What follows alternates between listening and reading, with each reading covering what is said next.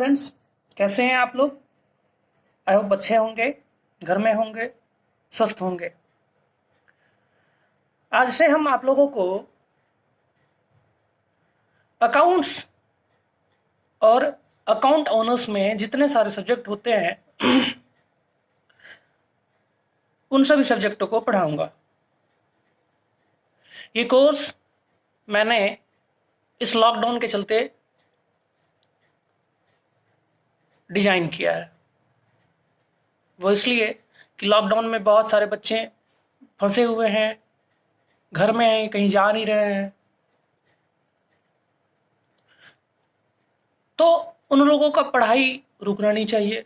वो लोग घर में रह करके पढ़ें, प्रैक्टिस करें, एग्ज़ाम का अच्छे से तैयारी करें, प्रिपरेशन करें। तो इन सभी बातों को देख करके मैंने आज से आप लोगों के लिए एक कोर्स डिज़ाइन किया। जो बच्चे बीकॉम में हैं, जो बच्चे आईकॉम में हैं, जो बच्चे 11th में हैं, 12th में हैं, बीकॉम फर्स्ट ईयर में हैं, सेकेंड ईयर में हैं, थर्ड ईयर में हैं, उन सभी बच्चों के लिए फ़िलहाल आज मेरा पहला लेक्चर है और आज से हम बीकॉम फर्स्ट ईयर का स्टार्ट कर रहे हैं। इसके बाद जैसे ही ज़रूरत पड़ेगा हम सेकेंड ईयर का भी, थर्ड ईयर का भी, 11th का भी, 12th का भी कोर्स डिजाइन करेंगे, वीडियो रिकॉर्ड करेंगे। लेकिन इसके लिए आप लोग मुझे बता दीजिएगा कमेंट सेक्शन में कि हाँ, आप लोगों को कौन कौन सा चैप्टर का वीडियो चाहिए। देखिए, एग्ज़ाम नज़दीक आ जाएगा, पार्ट 1 का, पार्ट 2 का, पार्ट 3 का। जैसे ही लॉकडाउन ख़त्म होगा उसके कुछ दिनों के बाद में भी ज़्यादा पॉसिबिलिटी है कि एग्ज़ाम स्टार्ट हो जाएगा आप लोगों का। तो एग्ज़ाम नज़दीक है, तो एग्ज़ाम नज़दीक के चलते हम उसी इम्पोर्टेंट चैप्टर को पढ़ाएंगे, उसी इम्पोर्टेंट चैप्टर को बताएंगे जो कि एग्ज़ाम में आने का मैक्सिमम पॉसिबिलिटी है। अब आप लोग कहेंगे कि आपको कैसे पता कि कौन सा चैप्टर एग्ज़ाम में आएगा और कौन सा नहीं आएगा। तो इस बात के लिए मैं बता दूं आप लोगों को कि हम ग्रेजुएशन का जो first year, second year, third year का क्वेश्चन बैंक है, उस क्वेश्चन बैंक को बहुत अच्छे से प्रिपरेशन कर लिए हैं। प्रीवियस 10 ईयर्स का क्वेश्चन देख लिए हैं, आइदर वो पटना यूनिवर्सिटी का हो या पाटलिपुत्रा यूनिवर्सिटी का हो या मगध यूनिवर्सिटी का हो या ललित नारायण मिथिला यूनिवर्सिटी का LNMU का हो। जितने सारे यूनिवर्सिटी है लगभग हम देख चुके हैं। तो उन सभी क्वेश्चन बैंक को देखने के बाद हम पता किए हैं, हम देखे हैं कि मैक्सिमम पॉसिबिलिटी कौन कौन सा चैप्टर को आना है या आने वाला है। तो इतना एनालाइज करने के बाद हम ये कोर्स डिजाइन किए आप लोगों के लिए। और मेरा फोकस ज़्यादा से ज़्यादा प्रैक्टिकल क्वेश्चन के ऊपर रहेगा, क्योंकि ऑनर्स अगर फर्स्ट ईयर की बात करें तो अकाउंट ऑनर्स है, उसमें प्रैक्टिकल ही आप लोगों को। हाँ, ऑडिट है तो ऑडिट के लिए भी हम वो क्वेश्चन बताएंगे जो एग्जाम में पॉसिबिलिटी है कि आएगा, और 90% हम श्योर हैं कि आएगा ही, उसी में जितना बताएंगे उसी में से आएगा।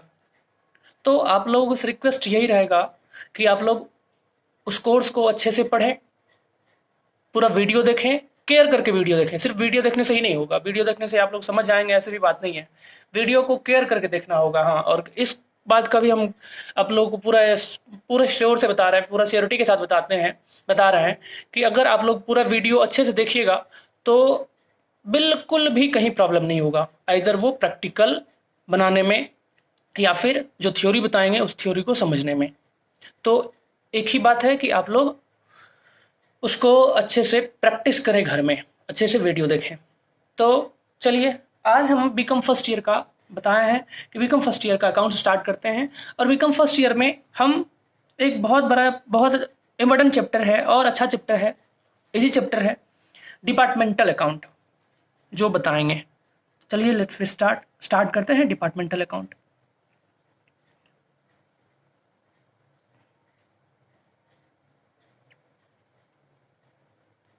डिपार्टमेंटल अकाउंट्स यानी विभागीय खाता।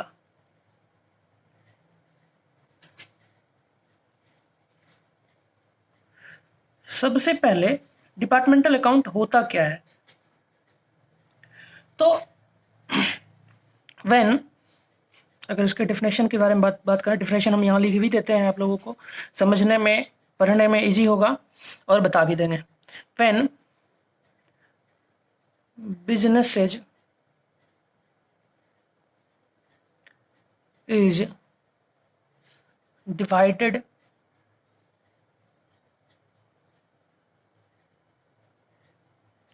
in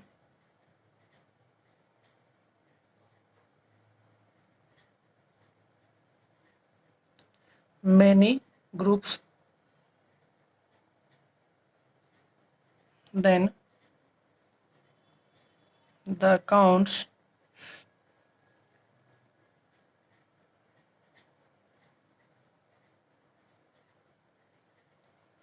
which are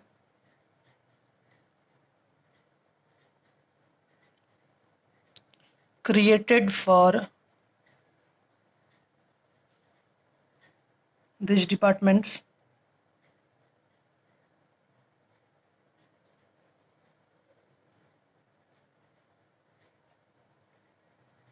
when business is divided in many groups or department, then the accounts which are created for these departments are called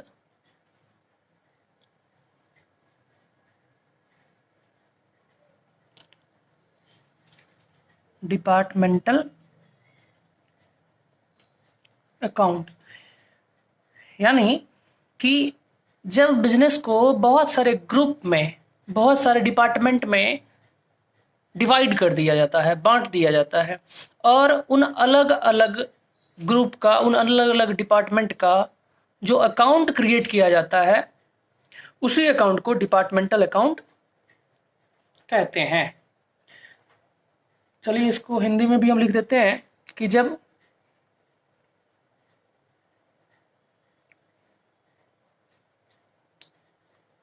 व्यवसाय को बहुत से विभागों में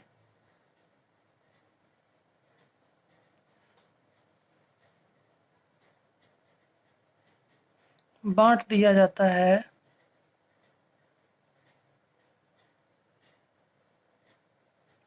तथा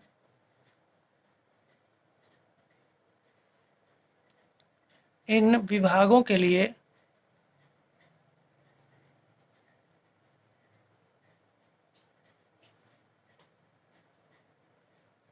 अलग अलग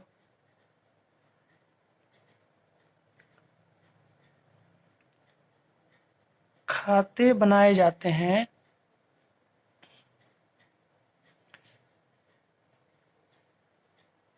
इन्हीं खाते को विभागीय खाता यानी डिपार्टमेंटल अकाउंट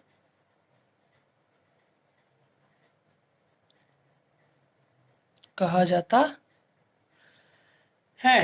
यानी जब बिजनेस को बहुत सारे विभाग में बांट दिया जाता है, अलग अलग डिपार्टमेंट में बांट दिया जाता है, और उन अलग अलग डिपार्टमेंट का अलग अलग अकाउंट क्रिएट किया जाता है, उसी अलग अलग अकाउंट को डिपार्टमेंटल अकाउंट कहते हैं। एक एग्जांपल अगर ले लें तो सपोज मान लीजिए कि एक रिलायंस बिजनेस है, कंपनी है। इसने क्या किया, पहले एक ही साथ सब कुछ बनाते थे और सेल करते थे, लेकिन इसने क्या किया कि अपने बिजनेस को दो डिपार्टमेंट में डिस्ट्रीब्यूट कर दिया। एक वाइल डिपार्टमेंट, ये एग्जांपल के तौर पर हम बता रहे हैं, और दूसरा सपोज मान लीजिए कि टेक्नोलॉजी के टेक्नो डिपार्टमेंट। एक वाइल डिपार्टमेंट हो गया, इसने अपने बिजनेस को दो डिपार्टमेंट, पहले दोनों एक ही साथ था, और परंतु कुछ दिन के बाद इसने क्या कर दिया, अपने बिजनेस को दो डिपार्टमेंट में डिस्ट्रीब्यूट कर दिया, दो ग्रुप में। दूसरा टेक्नोलॉजिकल डिपार्टमेंट। अब ये रिलायंस बिजनेस में वाइल डिपार्टमेंट के लिए एक अलग से अकाउंट रखेंगे, और टेक्नोलॉजी डिपार्टमेंट के लिए एक अलग अकाउंट बनाएंगे।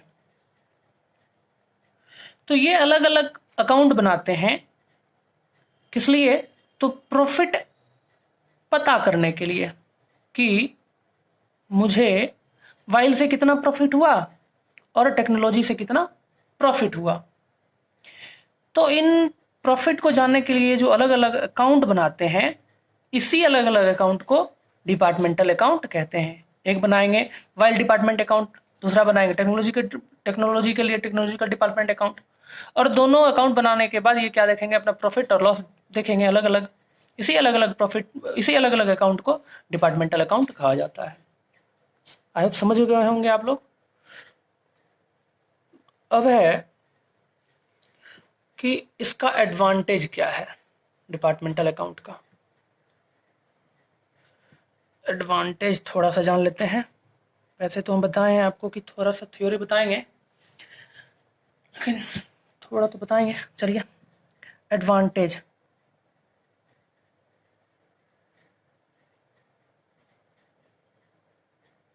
Advantage of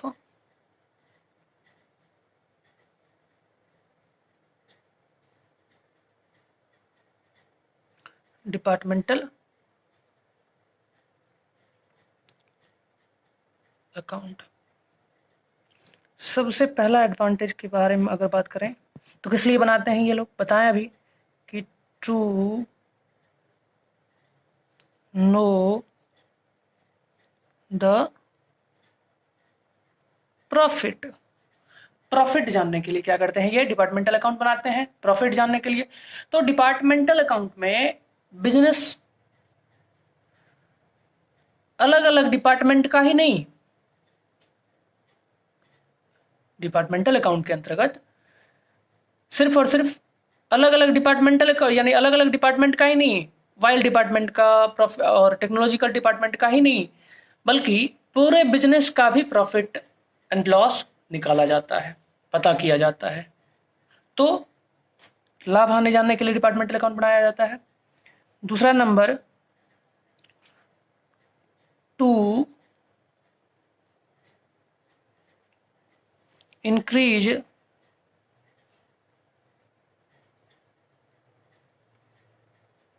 efficiency. Efficiency increase करने के लिए भी डिपार्टमेंटल अकाउंट बनाया जाता है। अब इसको एक एग्जांपल के तौर पर समझते हैं कि सपोज मान लीजिए कि एक बिजनेसमैन है और वो डिपार्टमेंटल अकाउंट नहीं रखता है।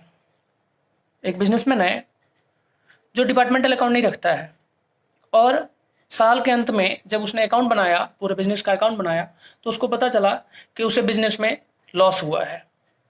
ठीक, और वो उस बिजनेस को बंद करने के बारे में सोच रहा है कि हम सोचता है कि हम बंद कर दें इस बिजनेस को, मेरा बिजनेस खराब है, सही नहीं है। परंतु अगर वो अलग अलग डिपार्टमेंट का अकाउंट बना करके देखेगा, अलग अलग डिपार्टमेंट का प्रॉफिट लॉस निकाल करके देखेगा, तो उसे पता चलेगा कि उसका बिजनेस उसका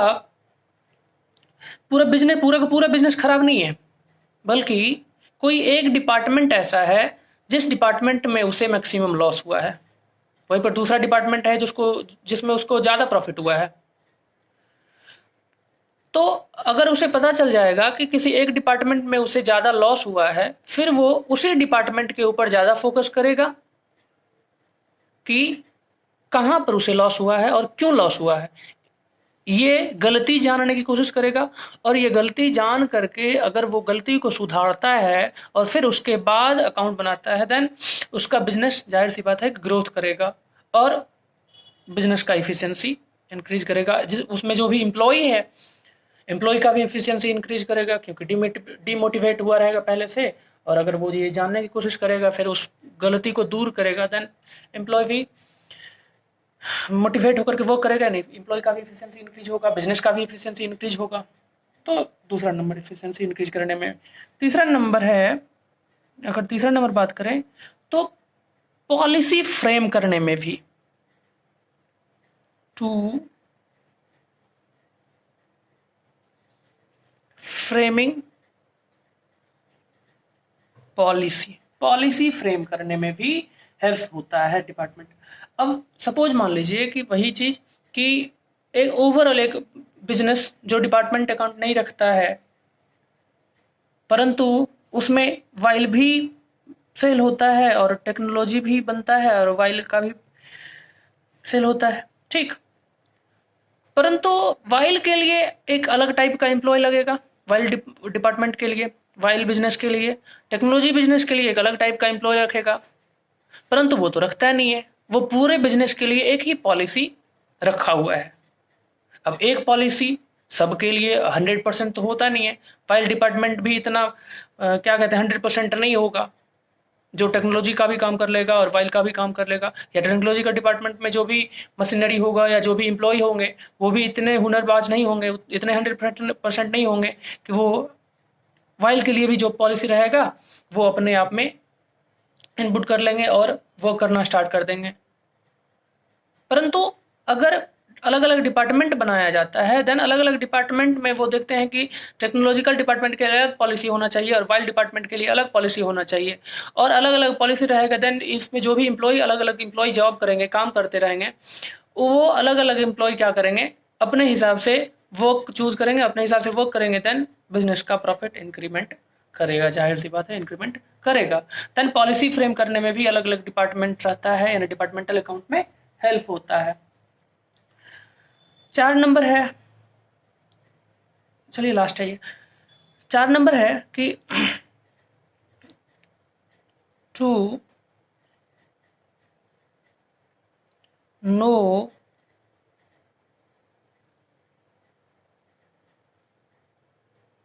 the to know position of the businesses.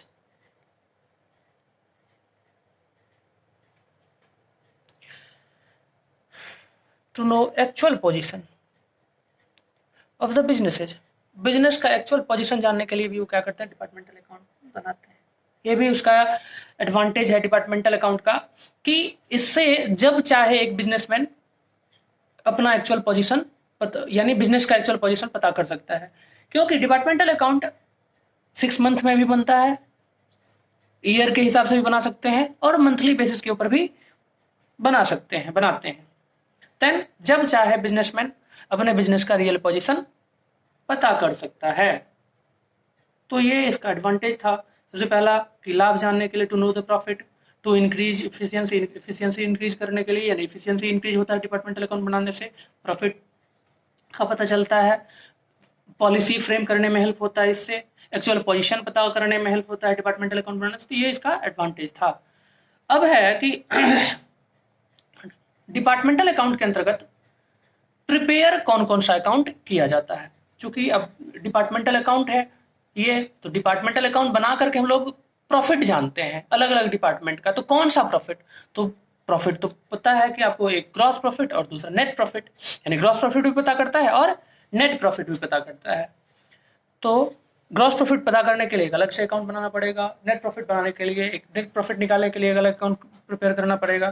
तो डिपार्टमेंटल अकाउंट के अंतर्गत प्रिपेयर कौन कौन सा अकाउंट किया जाता है।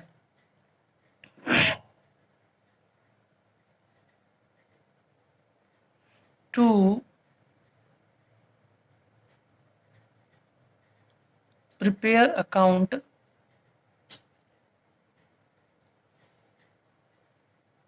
इन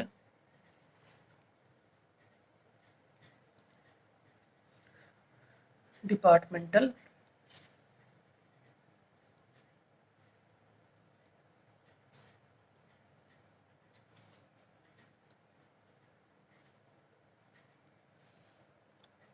क्या क्या प्रिपेयर किया जाता है। तो डिपार्टमेंटल अकाउंट के अंतर्गत एक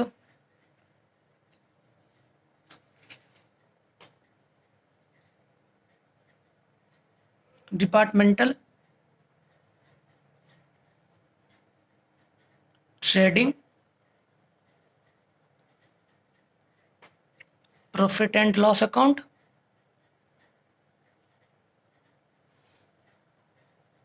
दूसरा जनरल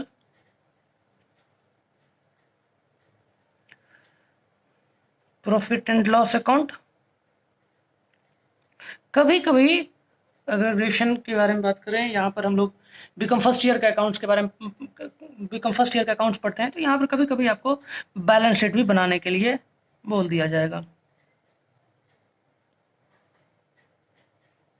तो खैर अगर आप लोग अगर 11th में फाइनल अकाउंट है, वो फाइनल अकाउंट पढ़े होंगे, उसके बारे में थोड़ा अभी तक याद होगा, तो ये departmental trading profit and loss account अच्छे से पता चल जाएगा।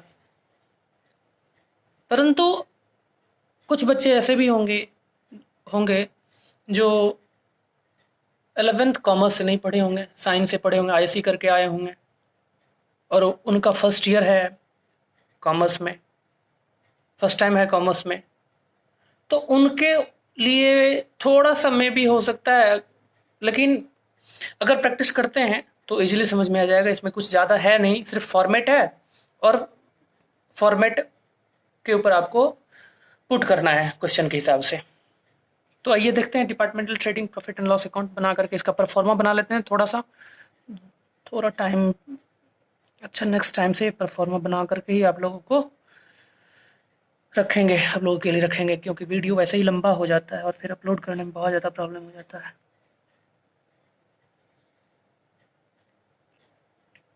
Departmental trading profit and loss account एकदम हूबहू जैसे बनाते थे हम लोग 11th फाइनल अकाउंट में trading profit and loss account, बस वैसे ही बनाएंगे। यहाँ भी कोई ज़्यादा अंतर नहीं है।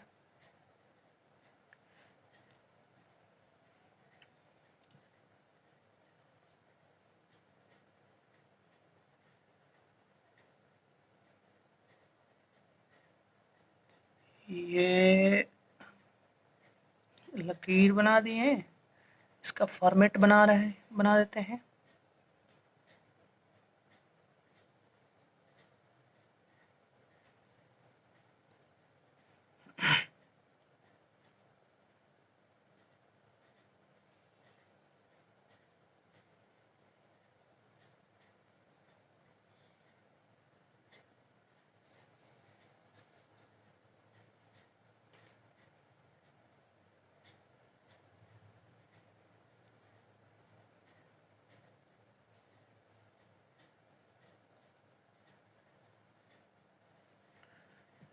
पार्टिकुलर्स यहाँ पर ये हो गया। सपोज मान लीजिए हम बना रहे हैं, एक एग्जांपल के तौर पर फॉर्मेट बना करके आप लोग को बता रहे हैं, ये दो डिपार्टमेंट का बनाते हैं, डिपार्टमेंट ए का, डिपार्टमेंट बी का। Particulars department A, department B. यहाँ पर रुपीस, अब to opening stock, to opening stock,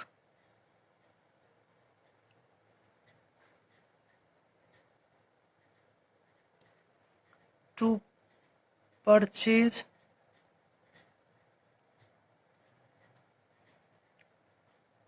to expenses में direct expenses, trading account, trading concern का एक्सपेंसेस, डायरेक्ट एक्सपेंसेस में वेजेज, फैक्ट्री एक्सपेंसेस जो भी होता है। चलिए हम डायरेक्ट एक्सपेंसेस ही लिख देते हैं।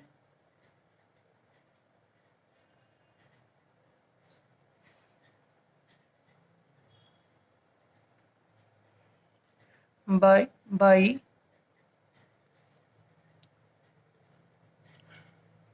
Net sales, by closing stock. एक जो नया चीज यहाँ पर आप लोग को जानने के लिए मिलेगा वो इंटरनल ट्रांसफर। बस फाइनल अकाउंट में ये शायद नहीं था, मतलब शायद क्या, फाइनल अकाउंट में 11 फाइनल अकाउंट में ये नहीं था, ट्रेडिंग अकाउंट में।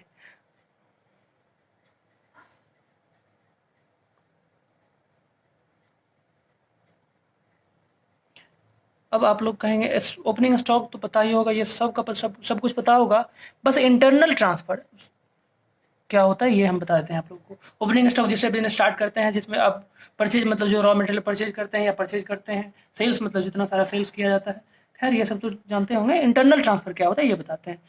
इंटरनल ट्रांसफर, सपोज मान लीजिए कि दो डिपार्टमेंट है यहाँ पर, एक वाइल डिपार्टमेंट, दूसरा टेक्नोलॉजी डिपार्टमेंट। अब टेक्नोलॉजी डिपार्टमेंट को सपोज मान लीजिए कि वाइल का नीडेड हो गया, वाइल की आवश्यकता पड़ गई। अब जब टेक्नोलॉजिकल डिपार्टमेंट को वाइल का जरूरत पड़ेगा तो ये वाइल परचेज करने के लिए कहीं बाहर तो जाएगा नहीं। क्यों नहीं जाएगा? क्योंकि इसके बिजनेस के अंदर ही तो वाइल का भी बिजनेस हो रहा है। सेम बिजनेसमैन वाइल का भी तो बिजनेस कर रहा है, जो कि इसका एक दूसरा डिपार्टमेंट है।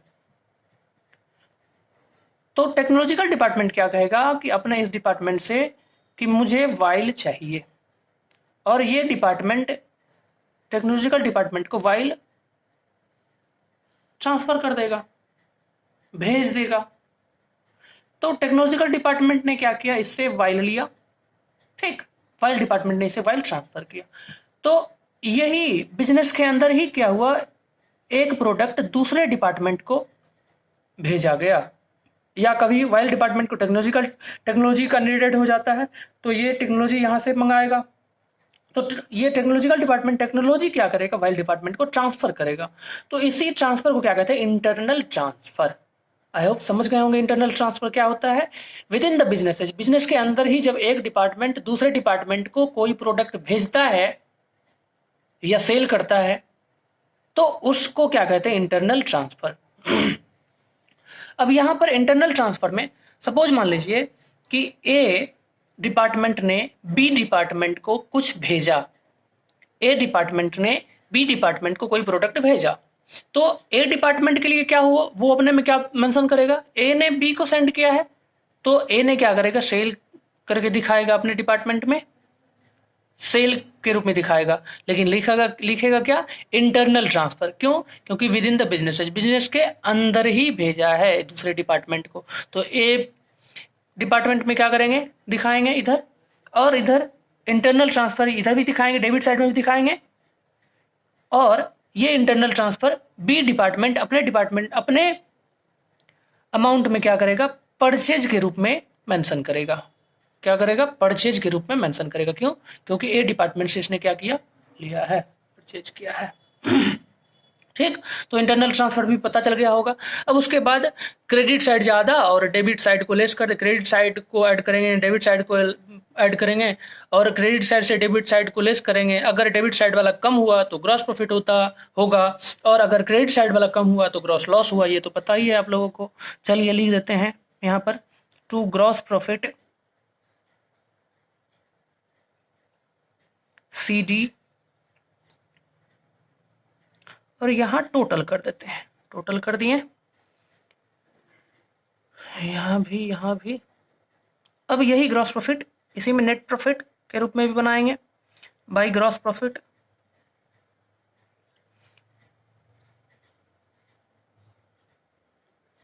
BD यहां से आया ट्रांसफर होकर के, पता है आप लोगों को। और इसमें जो लेस करते हैं हम लोग, इनडायरेक्ट एक्सपेंसेस। इनडायरेक्ट एक्सपेंसेस के अंतर्गत बहुत सारा एक्सपेंसेस आता है, जैसे सैलरी हो गया, रेंट हो गया, और ऑफिस से रिलेटेड जो भी कुछ एक्सपेंसेस होता है, उन एक्सपेंसेस को हम लोग इनडायरेक्ट एक्सपेंसेस, तो एक ही बार लिख देते हैं इनडायरेक्ट एक्सपेंसेस। इनडायरेक्ट एक्सपेंसेस, और ग्रॉस प्रॉफिट में इनडायरेक्ट एक्सपेंसेस को लेस करने के बाद जो कुछ भी, अगर डेबिट साइड कम हुआ क्रेडिट साइड से, देन ये क्या होगा, net profit. Net profit CD, यहां से नेट प्रॉफिट आ गया।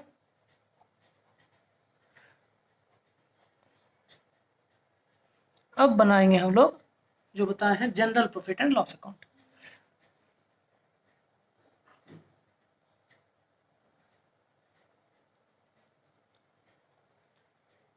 General profit and loss account, इसका भी परफॉर्मा बना लेते हैं हम लोग।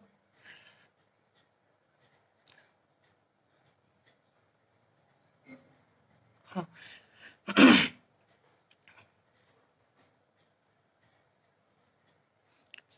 एक बात जो हम अब बताना आप लोगों को आगे नहीं बता पाए, वो ये कि departmental trading profit and loss account ये अलग अलग डिपार्टमेंट के लिए बनाया जाता है। Departmental trading profit and loss account अलग अलग डिपार्टमेंट के लिए बनाया जाता है। अलग अलग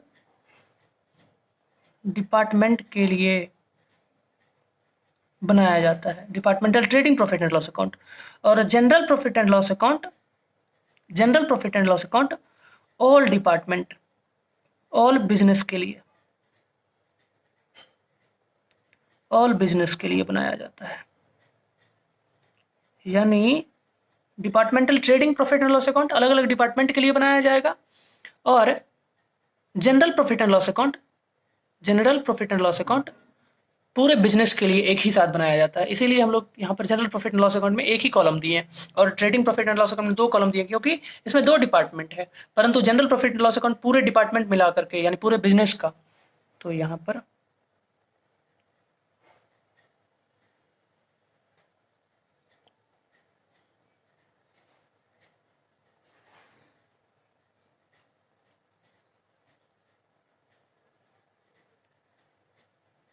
अमाउंट, ये नेट प्रॉफिट यहाँ से आएगा जनरल प्रॉफिट में, दोनों डिपार्टमेंट का प्रॉफिट मिला करके, बाई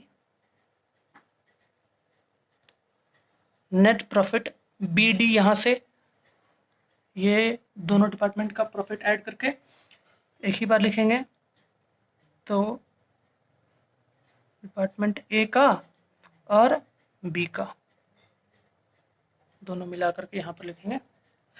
अब इस के डेबिट साइड में लिखेंगे टू जनरल एक्सपेंसेस। अब जनरल एक्सपेंसेस के बारे में देखिए, जनरल एक्सपेंसेस बहुत सारा एक्सपेंसेस ऐसा होगा, बहुत सारा एक्सपेंसेस ऐसा होगा जिसका कि एलोकेशन आपको क्वेश्चन में दिया ही नहीं गया होगा। जैसे कि अगर वेजेस के बारे में बात करें या सैलरी के बारे में बात करें या रेंट के बारे में बात करें, तो सैलरी तो पता है कि अलग अलग डिपार्टमेंट में जितने सारे एम्प्लॉय जॉब करेंगे उसके हिसाब से उनको सैलरी मिल जाएगा। डिपार्टमेंट में ए में जितने सारे एम्प्लॉय काम करेंगे उसके हिसाब से उनको सैलरी मिल जाएगा, बी में जितना काम करेंगे उसके हिसाब से उनको मिल जाएगा। परंतु कुछ एक्सपेंसेस ऐसा होता है जो ओवरऑल पूरे बिजनेस लेवल में होता है, जैसे मैनेजर कमीशन। अब पूरे बिजनेस का तो एक मैनेजर होंगे जो मैनेजमेंट करते होंगे, पूरे मैनेजमेंट को देखते होंगे, तो उनका जो कमीशन होता है पूरे बिजनेस को देख रेख करने के लिए जो एक्सपेंसेस पेड किया जाता है एक ही साथ, अगर अलग अलग डिपार्टमेंट के लिए पेड किया जाएगा तो उसको इसमें लिखेंगे। अगर डायरेक्ट नेचर का होगा डायरेक्ट एक्सपेंसेस में, और इनडायरेक्ट का होगा तो प्रॉफिट एंड लॉस अकाउंट में। परंतु एलोकेशन के बारे में दिया ही नहीं गया होगा, तो उस टाइप के एक्सपेंसेस को क्या करते हैं हम लोग general profit and loss account में मेंशन करते हैं, जैसे मैनेजर कमीशन हो गया और बहुत सारा एक्सपेंसेस जिसका कि रेशियो आपको एलोकेशन करने के लिए रेशियो दिया नहीं गया होगा, तो उस एक्सपेंसेस को क्या करेंगे general profit and loss account में ट्रांसफर करेंगे। समझ में आ गया? अब जनरल एक्सपेंसेस को लेस करने के बाद, अरे यार लाइट कट गई, जनरल एक्सपेंसेस को लेस करने के बाद जो भी प्रॉफिट होता है, अगर इधर ज़्यादा क्रेडिट साइड में ज़्यादा डेबिट साइड में कम हुआ, देन क्या होता है नेट प्रॉफिट। ये नेट लॉस भी हो सकता है, इधर भी नेट लॉस हो सकता है, या इधर भी ग्रॉस लॉस हो सकता है, कोई ये नहीं है। नेट प्रॉफिट, यही नेट प्रॉफिट जो होता है ये होता है टोटल बिजनेस का, यानी net profit of the firm, ये net profit of the firm. और यहाँ क्या करते हैं हम लोग टोटल कर देते हैं, ये general profit and loss account बन गया, इधर ट्रेडिंग अकाउंट बन गया, ट्रेडिंग अकाउंट भी पता चल गया होगा आप लोग को। तो ये भी पता चल गया कि डिपार्टमेंटल अकाउंट के अंतर्गत क्या बनाते हैं, तो डिपार्टमेंटल अकाउंट के अंतर्गत 3 बनाते हैं, एक departmental trading profit and loss account और दूसरा general profit and loss account. और कभी कभी आपको बैलेंस शीट भी बनाने के लिए बता दिया जाएगा। तो बैलेंस शीट में ज़्यादा कुछ है नहीं, बैलेंस शीट का फॉर्मेट हम अभी यहाँ लिख नहीं रहे हैं, लाइन भी कट गई। चलिए ठीक है, अब इसके बाद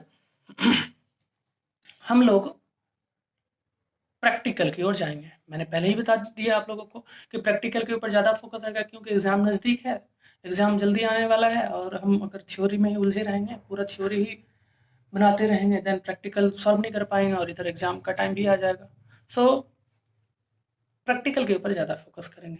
और ऐसा भी नहीं है, जितना ज़रूरी रहेगा आप लोगों को थ्योरी के लिए, उतना थ्योरी हम बताएंगे और बताएं अभी तक। खैर, आप लोगों को कैसा लगा क्लास, आप लोग कमेंट सेक्शन में बताइएगा, और अगर अच्छा लगा होगा तो लाइक भी कर दीजिएगा, और हाँ, सब्सक्राइब कर लीजिएगा। ये इसलिए क्योंकि जैसे ही हम नेक्स्ट वीडियो अपलोड करेंगे, नेक्स्ट क्लास अपलोड करेंगे, तो आप लोग को इन्फॉर्म हो जाएगा, आप लोग को पता चल जाएगा, और आप लोग वहाँ से देखिएगा, पढ़िएगा। तो मेरा एक ही रिक्वेस्ट है कि वीडियो पूरा देखिएगा, अच्छे से देखिएगा, सिर्फ वीडियो देखने से ही नहीं होगा, उसको एलोकेट कीजिएगा, उसको प्रैक्टिस कीजिएगा घर में, अच्छे से प्रैक्टिस कीजिएगा, अच्छे से पढ़िएगा, और घर में रहिए, स्वस्थ रहिए, खुश रहिए। आप लोगों को घर में रहने के लिए ही हम ये कोर्स डिज़ाइन किए हैं। चलिए, थैंक यू।